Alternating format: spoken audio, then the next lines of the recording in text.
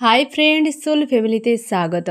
এখন আমি যে টপিকের উপর রিডিং করব সে হচ্ছে আজকে গণেশ চতুর্থী, বিঘ্নহন্তা তোমার জীবনে কি পরিবর্তন আসছে এবং তোমাকে কি মেসেজ দিতে চায়। ঠিক আছে ফ্রেন্ড, এই রিডিং কালেকটিভ, জেনারেল, টাইমলেস এবং জেন্ডার স্পেসিফিক নয়। তুমি পজিটিভ মাইন্ডসেট নিয়ে রিডিংটি দেখো এবং রিডিংয়ের শেষে আমি অবশ্যই তোমায় গাইডেন্স দিয়ে দেবো। বিঘ্নহন্তা আজকের দিনে আমার যে ফ্রেন্ড রিডিং দেখছে তার কি বদল আনছে এবং কি বার্তা দিতে চায় আজকের দিনে। আমি দেখব ফ্রেন্ড, প্রথমে তুমি কেমন আছো। তুমি আজকে স্যাড, অ্যালোন মানে একা, নিজেকে একা রেখেছো, খুব বেশি চাপের মধ্যে নেই এবং স্ট্রং রেখেছো, বাট যেন ফাঁকা একটা এরকম মনে হচ্ছে। এবং তুমি ফোকাস রেখেছো পুরোপুরি সেলফের উপরে, কেরিয়ার, জব, বিজনেস যা কিছু করছো এবং নিজের ইনটিউশন জানার চেষ্টা করছো, স্পিরিচুয়াল বিষয়গুলো জানছো, নলেজ গেইন করছো, নিজের উপর ফোকাস রাখার চেষ্টা করছো যে তোমার কি করা উচিত, কোথায় কোন অ্যাকশান নেওয়া উচিত, নিজেকে সমঝদার বানাচ্ছো এবং বিষয়গুলো লাইফের জানার চেষ্টা করছো।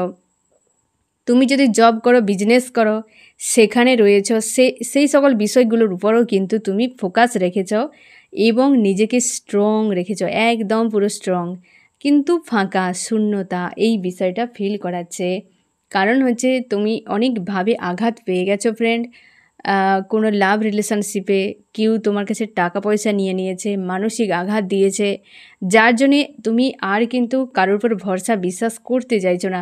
তাই নিজেকে গ্রোথ করছো বা নিজের ইন্টারনাল গ্রোথ করছো, যাতে মানুষজনের কাছে থেকেও কেউ যেন তোমাকে কষ্ট না দিতে পারে, কেউ তোমাকে কাঁদাতে না পারে, কেউ তোমাকে ডিপ ডাউনে না ফেলে দিতে পারে। যে ভুলগুলো জন্য তোমার জীবনে একটা কষ্ট বা অনেক কিছু তোমার ঘটে গেছে, এই যে সব আর্থিক দিক দিয়ে, মানসিক দিক থেকে যে তোমাকে ঘাত প্রতিঘাত তোমাকে যে একটা পার করতে হয়েছে, এইগুলো না যেন তোমার লাইফে রিপিট করে, তার জন্যে তুমি কিন্তু নিজেকে স্ট্রং রেখেছো বা পজিটিভ রেখেছো এইরকম।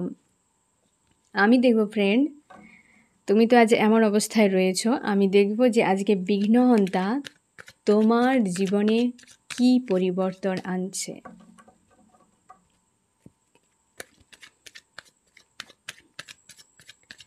আমার যে ফ্রেন্ড রিডিং দেখছে, আজকে বিঘ্নহন্তা গণপতি বাপ্পা তার জীবনে কি পরিবর্তন আনছে, কি পরিবর্তন আনছে।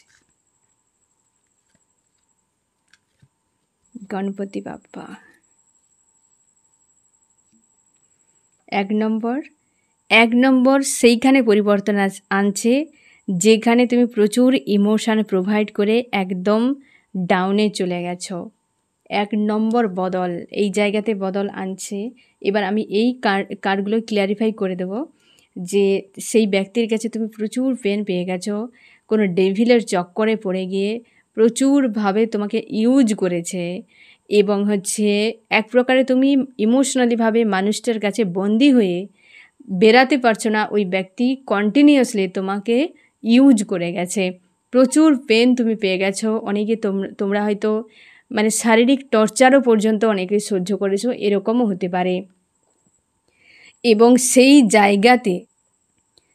জায়গাতে কিন্তু তোমার বিঘ্নহন্তা, হ্যাঁ না, গণপতি বাপ্পা একটা বদল কিন্তু আনছে 1 নম্বর পয়েন্টে। ঠিক আছে, যেটা সব থেকে হয়তো এই সময়ে তোমার কাছে সব থেকে বেশি হয়তো গুরুত্বপূর্ণ পয়েন্ট এটাই। ইমোশনালিভাবে হার্টব্রেক, যে একটা পেন সেগুলো ঝেলছ কিংবা হয়ে গেছে সেটা এখন বয়ে বেড়াচ্ছ, এরকম হতে পারে। একটা লস, বড় মাপের কষ্ট, এই পয়েন্টে একটা ইমোশনালিভাবে বিষয়টি। 2 নম্বর পয়েন্ট, 2 নম্বর, তোমার পরিবারের যদি কোনো ইস্যু থাকে, পরিবারে তোমার সেইখানে কিছু পরিবারে অর্থনৈতিক কি হয়তো কারোর সঙ্গে ঝামেলা চলছে, কি কারোর সঙ্গে মনোমালিন্য, কোনো বিষয়, একটা পারিবারিক কোনো ইস্যু যদি থাকে সেটার উপর বদল আসছে। 2 নম্বর। 3 নম্বর হচ্ছে তুমি নতুন কিছু শুরু করতে চাও, নতুন করে সম্পর্ক তৈরি হোক বা নতুন করে লাইফে কিছু করার জন্য হোক, সে যে কোনো প্ল্যাটফর্মে হতে পারে, সেইখানে বদল আনছে। হয়তো কিছু করার জন্য তুমি উদ্যোগ নিচ্ছ, বাট তুমি কোনো সিদ্ধান্ত নিতে পারছো না, কোনো অ্যাকশান নিতে পারছো না, সেই জায়গাতে কিন্তু বদল আসছে। একটা ব্লকেজ হয়তো হয়ে গেছে তোমার জীবনে কিছু একটা করার জন্য, সেটা কেরিয়ারের ক্ষেত্রেও হতে পারে। ঠিক আছে, সে একটা কিছু স্ট্যান্ড নিতে চাও, সে কোনো রিলেশনশিপ, কেরিয়ার, যে কোনো ক্ষেত্রে যে একটা অ্যাকশান নেওয়ার জন্য তুমি প্রস্তুত হয়েছ, কিন্তু কোনোভাবে সিদ্ধান্ত নিতে পারছো না বা কোনো অ্যাকশান সেখানে নিতেই পারছো না, এই রকম সেখানে ব্লকেজ একটা তোমার ফিল করাচ্ছে। ওই পয়েন্টে কিন্তু তোমার বদল আসছে। আমি দেখবো এবার কী বদলটি আসছে, তাই না? আমার যে ফ্রেন্ড রিডিং দেখছে গণপতি বাপ্পা, তার যেই 3টি পয়েন্টের উপর বদল আনছে, বদলটা কি?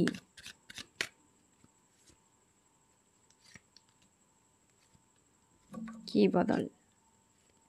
1 নম্বর, কোনো লেডি যদি তোমাদের সম্পর্কে ছিল ব্ল্যাক ম্যাজিকের এনার্জি প্রয়োগ করে, কি কোনো লেডি যদি সম্পর্কে ইস্যু হয়ে দাঁড়িয়েছিল, কি কোনো লেডি তোমাকে এইভাবে হার্টব্রেক দিয়েছে, তো ওই লেডির উপরে কিন্তু বড় মাপের কোনো নেগেটিভ হয়তো কোনো থিঙ্কিং তার ভেতরে পুশ করা হবে, যাতে সে সেইখানে পেন পেতে থাকে, যে পেন তোমাকে দেওয়া হয়েছিল। একটা কর্মার রিটার্ন কোনো লেডির যদি রিলেটেড থাকে, ফ্যামিলির ইস্যু, হয়তো তুমি যে সম্পর্কে জুড়েছিলে তার ফ্যামিলিতে কেউ লেডি, কিংবা তুমি যে হয়তো ফিমেলের সাথে সম্পর্কে ছিলে, সেই ফিমেল কোনো কিছু তোমার সঙ্গে করেছে, তো ওই ফিমেলের সঙ্গে কিছু একটা কিন্তু ঝামেলা আসবে। ঠিক আছে, সে যে কেউ থাকতে পারে, কোনো লেডি যদি ইস্যু থাকে যে এই ব্যক্তির জন্যই এতটা হয়েছে, ওই যে জন্যই যে ব্যক্তি থাকছে তার উপর কিন্তু একটা কোনো নেগেটিভ থিঙ্কিং বা হয়তো একটা ব্ল্যাক ম্যাজিকের এনার্জি কেমন হয় হ্যাক করে রাখা, ওই ব্যক্তির উপরে কিন্তু তোমার বিঘ্নহন্তা একটা কিছু এমন ক্রিয়েট করবে যে সে সংশয়ের চাপের মধ্যে পড়ে যেতে পারে, সে ব্যক্তিকে একটা সাজা কিন্তু দেওয়া হবে। 2 নম্বরে ব্লকেজ হেঁটে যাবে। তোমার যে এই যে একটা পারিবারিক কোনো ব্লকেজ, কি মানি রিলেটেড কোনো ব্লকেজ তোমার পরিবারে রয়েছে, সেটা কিন্তু সরানো হবে। তার উপরে কিন্তু কাজ, মানে তোমার বিঘ্নহন্তা যে বিঘ্ন একটা তোমার রয়েছে, সেটা কিন্তু সরিয়ে দিতে পারে কিছু দিনের মধ্যে, হয়তো 10 মাসের মধ্যে, যদি কিছু বড় মাপের হয় 10 দিন বা 10 মাসের মধ্যে সেটা কিন্তু হিল হয়ে যাবে। ঠিক আছে, সমাধান একটা চলে আসবে। এইখানে তুমি যেটার জন্য অ্যাকশান নিতে পারছো না, সিদ্ধান্ত নিতে পারছো না, সেটা হয়তো তোমার জন্য আরেকটু অপেক্ষা করে যেতে বলা হচ্ছে, বা তোমার বিঘ্নহন্তা বলছে যে এই সময় তোমাকে আরও হয়তো নলেজ গেন করতে হবে, কি তোমাকে ওয়েট করে যেতে হবে, তোমাকে অতীতের বিষয়গুলো ভাবতে হবে, তারপর বা ওই যে পয়েন্টের উপর তুমি অ্যাকশান নিতে চাইছো, সেখানে হয়তো তার অতীত সম্পর্কে জানা খুবই জরুরি, তাকে বোঝা খুবই জরুরি, তবেই তুমি অ্যাকশান নাও। কারণ হয়তো তোমার কাছে অনেক কিছু বিষয় অজানা রয়েছে, যেটা তোমার জানা খুবই জরুরি। ঠিক আছে, যে এই ব্যক্তি যে কেউ হতে পারে, বা কোনো কাজের জন্য যদি তুমি অ্যাকশান নাও, সেটার বিষয়ে তোমাকে জানতে হবে, আবেগের বশে বা কেউ বলে দিয়েছে তার জন্য ডিসিশান নয়। ঠিক আছে, তোমাকে বুঝতে হবে, পরিস্থিতিগুলো ভালো করে জানতে হবে, তবেই তুমি কিন্তু অ্যাকশান নাও। এটা তোমাকে বলা হয়েছে যে তুমি আগে জানো, বুঝো, নলেজ গেন করো, এটা তোমাকে, তারপর কিন্তু তোমার জগতের একটা চেঞ্জ আসবে। এইখানে তাহলে 3টি পয়েন্টে বুঝতে পারলে যে কিভাবে তোমার কিন্তু বিঘ্নহন্তা কোন কোন পয়েন্টে এবং কিভাবে তার চেঞ্জ কিন্তু আনবে। ঠিক আছে, আমি এবার দেখব ফ্রেন্ড যে তোমার বিঘ্নহন্তা তোমাকে আজকের দিনে কি মেসেজ দিতে চায়। আজকের দিনে গণপতি বাপ্পা আমার যে ফ্রেন্ড রিডিং দেখছে, তাকে কি মেসেজ দিতে চাও? গণপতি বাপ্পা কি মেসেজ দিতে চায়?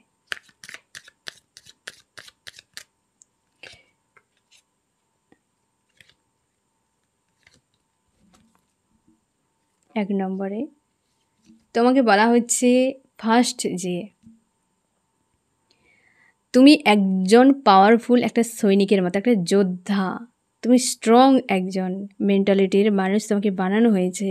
তুমি তোমার অতীতকে দেখো যে তুমি কি কি অ্যাচিভ করেছো, হ্যাঁ না? তোমার অতীত খারাপ হতে পারে, তুমি হয়তো অতীতের দিকে বড্ড বেশি মন লাগিয়ে রয়েছ, অতীত নিয়ে হয়তো অনেক বেশি চিন্তা করছো। তোমাকে বলা হচ্ছে যে তুমি লজিক্যাল মাইন্ড ব্যবহার করো, সামনের দিকে দেখো, তোমার বদল কিন্তু সামনেই আসছে, অতীতে বদল আর হবে না। তোমার চিন্তাভাবনাকে বদল ঘটাতে বলা হচ্ছে। তোমার যে গণপতি বাবার যে এটাই বার্তা, তুমি অতীত নিয়ে বড্ড বেশি ভাবো, অতীতে বড্ড বেশি সময় পড়ে থাকো। তোমাকে বলা হচ্ছে লজিক্যাল মাইন্ড ব্যবহার করো এবং তুমি সামনের দিকে দেখো, তুমি এগিয়ে যাবে সামনে, তুমি ব্যাক গিয়ার দিয়ে পেছনে যাবে না। তুমি পেছনে পিছিয়ে পিছিয়ে যাবে কি? তুমি এই বড় হয়ে গেছো, ছোট হয়ে যাবে, পরপর ক্লাসে নামতে থাকবে, হ্যাঁ না, পরপর কেউ 1-এ গিয়ে পড়বে, এটা নয়। ওখানে যাওয়ার কোনো প্রয়োজন নেই, বর্তমান তোমার নষ্ট হয়ে যাচ্ছে। তোমাকে বলা হচ্ছে ফিউচারের দিকে তাকাও বাবা, তুমি অতীতে বড্ড পড়ে আছো, এই ভুলটা আর নয়, এইটা শুধরে নাও, কারণ তোমার ভবিষ্যতে কিন্তু বদল আসবে, অতীতে নয়, ভবিষ্যতে তোমার বদল আসবে। তাই ভবিষ্যতে লজিক্যাল মাইন্ড ব্যবহার করো, নিজের উপর ফোকাস করো। তোমাকে হয়তো অনেক কিছু দেওয়া হয়েছে, তুমি একজন সৈনিক যোদ্ধা, তুমি বসে আছো ফাইট না করে, হ্যাঁ না, তোমাকে বলা হচ্ছে সঙ্গে রয়েছেন এবং তোমাকে পাওয়ারফুল বানানো হয়েছে, তুমি এটা পারবে, তা সত্ত্বেও তুমি অপেক্ষায় আছো, কি দাঁড়িয়ে আছো, অ্যাকশান নাও এবং হচ্ছে তুমি সামনের দিকে দেখো, সামনে বদল আসবে। 2 নম্বরে তোমাকে কিছু একটা বন্ধন থেকে, কোনো একটা কার্মিক সম্পর্ক, কোনো একটা চাপ থেকে মুক্ত করে দেওয়া হয়েছে বা মুক্ত করে দেওয়া হচ্ছে তোমাকে। একটা পেনফুল কোনো টাইম, কোনো পেনফুল হয়তো কিছু ঘটনা, সেখান থেকে তোমাকে মুক্ত করে দেওয়া হয়েছে। তাহলে এক হচ্ছে অতীত না ভেবে ভবিষ্যতের দিকে নজর দাও, বদল সেদিকে আসছে। 2 হচ্ছে তোমাকে মুক্ত করে দেওয়া হয়েছে কোনো একটা কার্মিক সার্কেল বা কোনো কার্মিক সম্পর্ক কি খারাপ কিছু সময়ের থেকে। 3 নম্বর, যে তোমার জাস্টিস কিন্তু আসতে চলেছে সেই জায়গাতে, যেই জায়গায় তুমি প্রচুর কিন্তু ইমোশন প্রোভাইড করে আজকে স্যাড অ্যালোন হয়ে গেছো, ওই জায়গায় তোমার কিন্তু বদল আসবে। যেটা ফার্স্ট পয়েন্ট এসেছিল, তাই না, ক্লিয়ারিফাই করার সময় এসেছিল একটা লেডির, মনে করে দেখো ফ্রেন্ড, তো সেই পয়েন্টেই তোমার কিন্তু বদল আসছে, এটা কিন্তু আবার রিটার্ন করেছে। তার মানে ইমোশনের উপরে, তোমাদের সম্পর্কের উপরে, সেইটার উপরে কিন্তু সবথেকে বেশি পরিবর্তন আনছে বিঘ্নহন্তা। যদি ওইটার উপরে সবথেকে বেশি সমস্যা হয়েছিল এতদিন বা চলছিল, সেই জায়গায় কিন্তু বদল আসছে। আর হচ্ছে তোমার বার্তাও কিন্তু তোমাকে দেয়া হচ্ছে যে হ্যাঁ না ফ্রেন্ড, 1 নম্বর হচ্ছে তোমার অতীত নিয়ে না ভেবে ভবিষ্যতে দেখা, একটা ফ্রি করে দেওয়া। 2 হচ্ছে এই জায়গাতে তোমার জন্য কিন্তু জাস্টিস আসতে চলেছে। এবার আমি দেখব ফ্রেন্ড যে তোমার কি করা উচিত আজকের দিনে। আমার যে ফ্রেন্ড রিডিং দেখছে তার আজকের দিনে কি করা উচিত।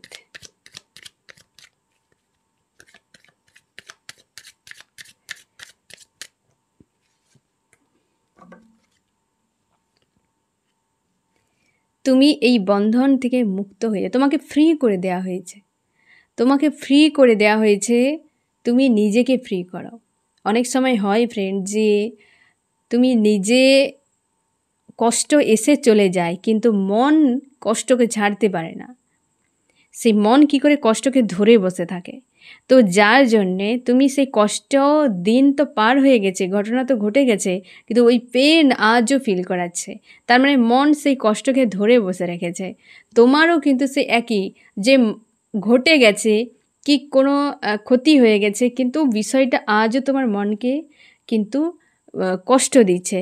তোমার কিন্তু সেই যে সার্কেলটা ডেথ হয়ে নিউ বিগিনিংয়ের সময় শুরু হয়ে গেছে, যেখানে তোমার ইমোশনালি ভাই প্রচুর হার্টব্রেক পেয়েছিলে, প্রচুর তুমি প্রোভাইড করেও সেখানে কিন্তু বিনিময় কিছু পাওনি। সেই জায়গাতে জাস্টিস তোমার জন্য আসছে যে তুমি নিজেকে মুক্ত তো করো।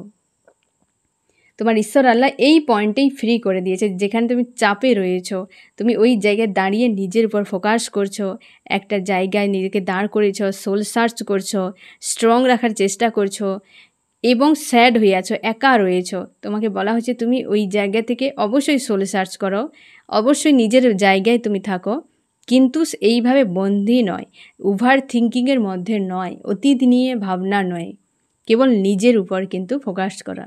ঠিক আছে ফ্রেন্ড, তো এই হচ্ছে তোমার রিডিং। কেমন লাগলো জানিও। সোল ফ্যামিলিতে জুড়ে থাকার জন্য অনেক অনেক ধন্যবাদ।